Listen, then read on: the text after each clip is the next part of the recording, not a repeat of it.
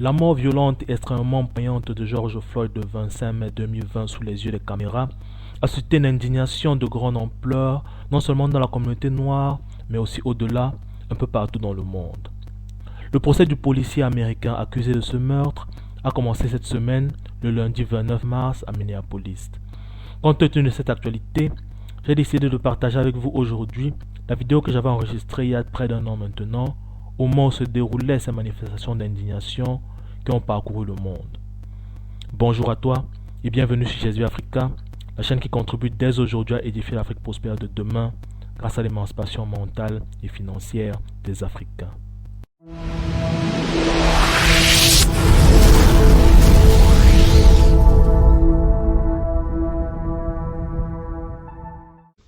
Il y a deux manières de traiter un problème.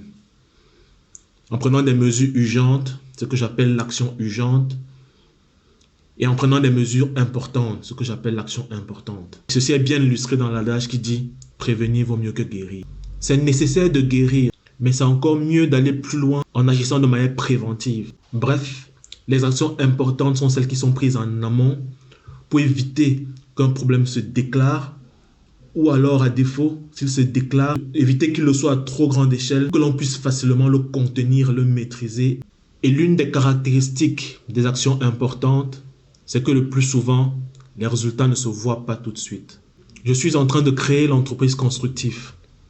Je n'ai pas attendu qu'il y ait le scandale de racisme en Chine, avec les Noirs qui étaient accusés là-bas de répandre le coronavirus et donc subissaient des traitements discriminatoires. Je n'ai pas attendu que Ahmaud Arbery se fasse tirer dessus et meure pendant qu'il faisait son jogging. Je n'ai pas attendu que George Floyd se fasse étrangler par le genou d'un policier blanc et meure par asphyxie à cause de ça. Je n'ai pas attendu le prochain scandale de racisme qui arrive, parce que, soyons rassurés, il y en aura encore des scandales de racisme et cette affaire George Floyd n'est pas la dernière. Et vous me demanderez, mais quel est le lien entre ces affaires et l'initiative entrepreneuriale que je suis en train de prendre? Et la même question se pose quand on parle de tous ces jeunes Africains noirs qui meurent dans la Méditerranée parce qu'ils tentent de rejoindre l'Europe ou encore se font vendre comme esclaves toujours au nord de l'Afrique dans cette même quête. Oui, quel est le lien entre toutes ces affaires et mon initiative entrepreneuriale? Et je ne parle pas ici d'entreprendre dans le but unique de se faire un revenu supplémentaire à la fin du mois ou encore entreprendre dans le but unique de pouvoir se nourrir. Non, je parle du fait d'entreprendre mais avec une cause derrière, d'entreprendre en vue de changer les choses, en vue de faire la différence. Ce que, à mon avis, trop peu d'Africains encore font aujourd'hui. Ce type d'entrepreneuriat qui est soutenu par la vision de faire la différence, par la philosophie de faire la différence, fait partie des actions importantes. Certes, avec les scandales de racisme et les injustices face à l'Afrique, c'est nécessaire de faire entendre sa voix, de manifester son indignation, de crier haut et fort qu'on n'est pas d'accord avec tout ça. Mais c'est encore mieux de soutenir tout ça en arrière-plan par des actions importantes qui, comme j'ai dit, ont cette particularité de ne pas manifester leurs effets tout de suite, mais sur le long terme.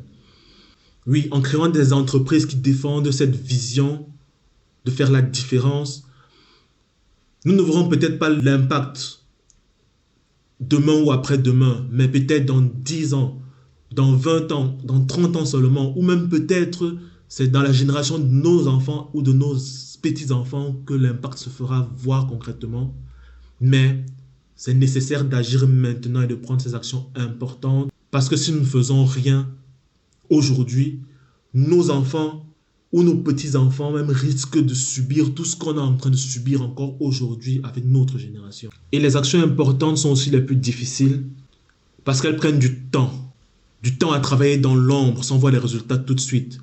Ça demande une certaine détermination, une certaine discipline et même une bonne dose de foi parce que on agit, on fait des choses qui nous demandent de l'énergie, mais on ne voit pas les résultats tout de suite. On ne verra les résultats que dans plusieurs années souvent.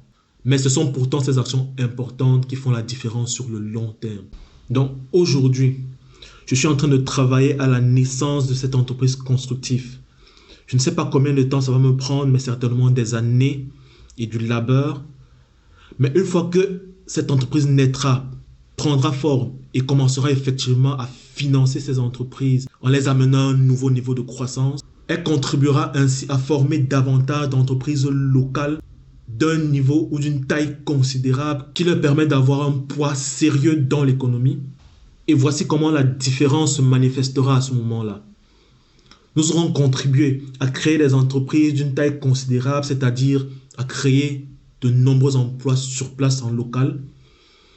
Et par conséquent, ça fait moins de candidats à l'émigration, que ce soit à travers la traversée de la Méditerranée ou la fuite des cerveaux tout simplement. Et enfin, en finançant et en faisant croître des entreprises locales, on participera au développement de l'environnement local. Parce que comme nous le savons, lorsque c'est une entreprise étrangère qui vient avec ses investissements dans un pays, elle prend ce qu'elle a à prendre et rapatrie les profits dans son pays d'origine et n'impacte le tissu économique local que de manière relativement limitée, contrairement à un impact qui serait plus considérable si ça avait été une entreprise d'investisseurs locaux. Parce que dans ce cas, les profits resteront sur place, les ressources resteront sur place, la valeur ajoutée profitera à l'économie locale sur place. Et nous savons tous qu'un Aliko Dangote qui parle aux oreilles du président dira des choses qui vont davantage dans l'intérêt de l'Afrique, contrairement à un Bolloré qui dira des choses qui feront davantage pencher la balance en faveur de l'économie française, son pays. Or, de la même manière que nous sommes attirés en Occident par une économie bien portante et une fois sur place, sommes aussi impressionnés par les infrastructures. De même, une Afrique développée grâce au dynamisme et à la puissance de ces entreprises locales qui changent positivement l'environnement africain, cela imposera le respect à tous ces étrangers venant d'Asie, de Chine, d'Europe ou même d'Amérique qui viendront sur place parce qu'ils verront une Afrique épanouie qui n'a rien à envier à personne. Et c'est ce que les Chinois ont fait. Car on ne supplie pas pour avoir du respect, on impose le respect. Et pour arriver à ce résultat, le travail commence aujourd'hui. Et l'autre chose avec laquelle nous, Africains, devons apprendre à nous familiariser, c'est que ces résultats, ce ne sera pas dans 2 ans, dans 3 ans, mais c'est peut-être dans 40 ans, ou même plus, que nous verrons les résultats d'un tel labeur. Mais il faut que le labeur commence aujourd'hui. Pas attendre 40 ans et se réveiller subitement. Ah, le régime politique a enfin changé. Pas 40 ans d'attente. La corruption a enfin fini. Pour commencer à réfléchir à ce qu'on va faire à ce moment-là. Non, c'est maintenant que ça commence. C'est maintenant que ça se passe.